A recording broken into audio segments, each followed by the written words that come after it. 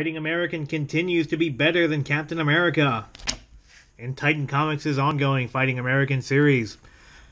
So this series, it's basically built to capitalize on the whole Secret Empire debacle and the just general dissatisfaction that people have with Captain America and with what Marvel's doing right now. So they brought back Joe Simon and Jack Kirby's other patriotic crime fighter and made it into an ongoing series, and they even, in this one, they made him a man at a time. This is about Fighting American being sent through various machinations into the future, into our time, and learning to deal with that. So the big fear I have of this series is that it's just going to turn into caricature. It's just going to be all about how, backwards the 1950s were and how much more progressive we are today. And then it's just going to get into weird SJW, race and sex politics. And that is still a possibility, but this issue did a lot to alleviate my fears that it won't be. So it opens up with, first we see this FBI agent, and she's got the Fox Mulder poster, and it turns out she's getting her first field assignment in years, but it's basically to babysit the time-displaced Fighting American. So then we see Fighting American in the police interrogation room, and they're asking him about his sudden appearance in Times Square that led to a shootout with one of his enemies, Poison Ivan.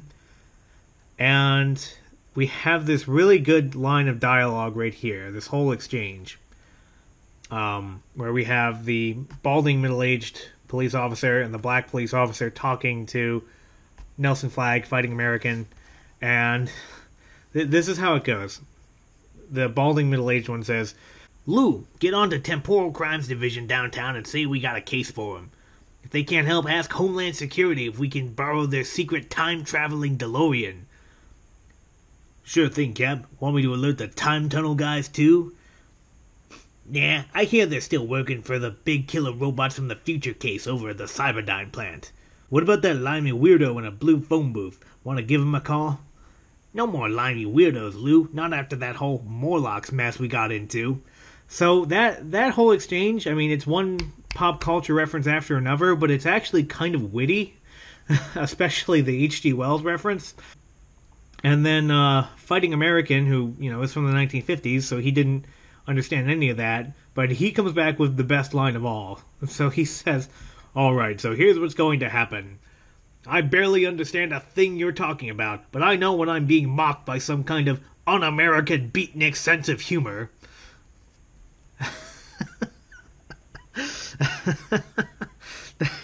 It's funny because this sort of rapid-fire, quip-heavy, pop culture laden dialogue. This is what characterizes a lot of modern comics, and this one is done better than a lot of them are.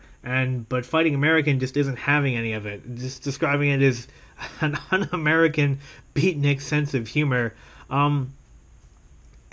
It's fun.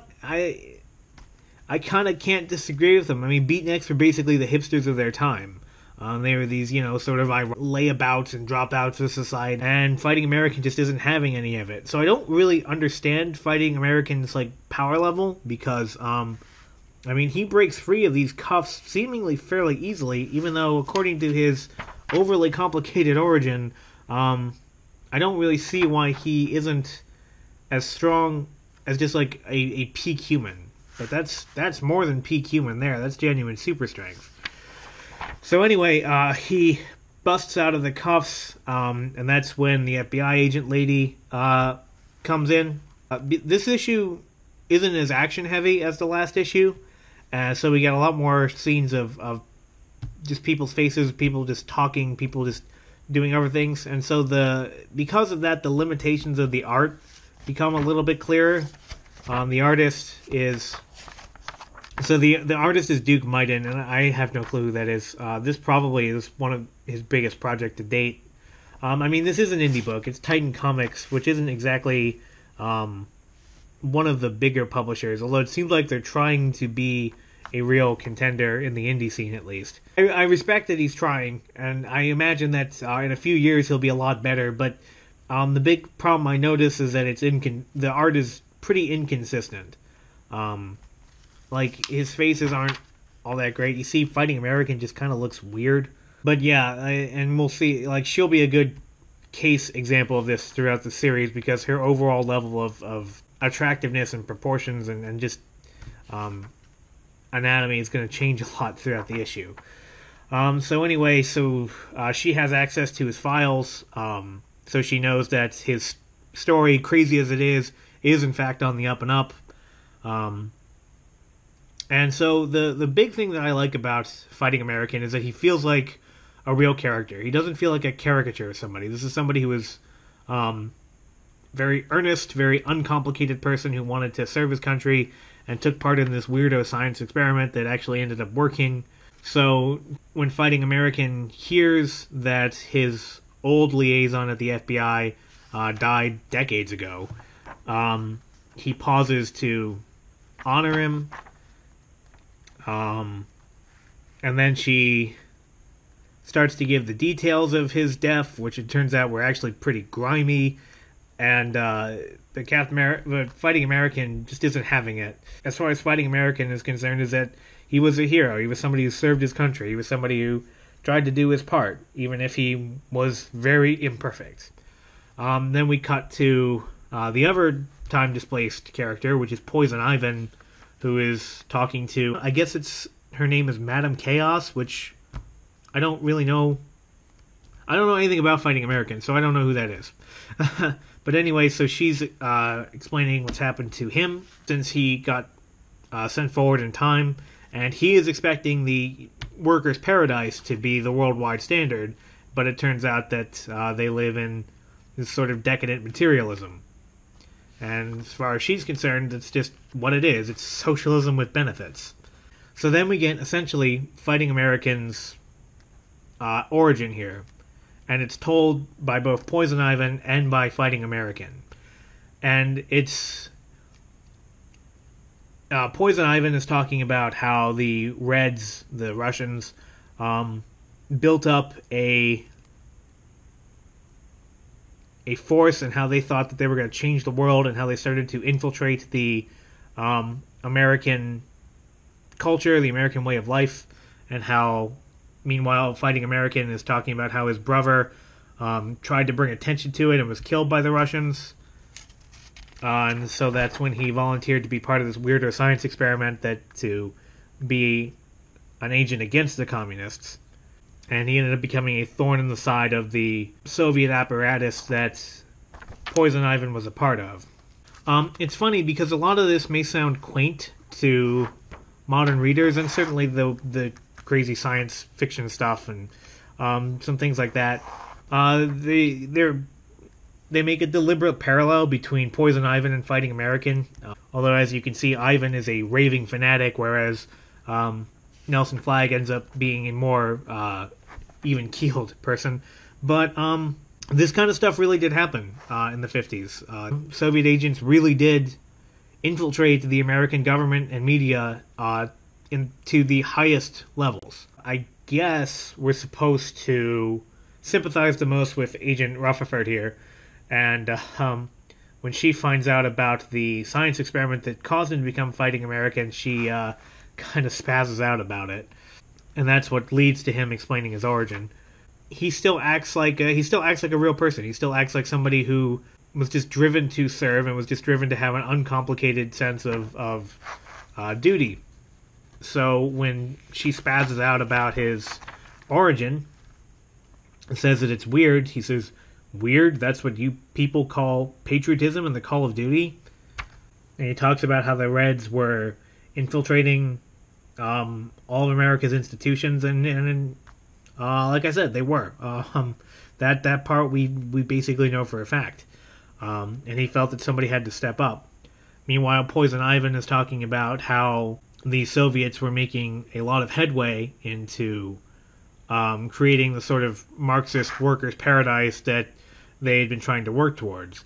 And both of the female characters, the FBI agent and the supervillain lady, Madame Chaos, they both have this sort of ironic detachment about it.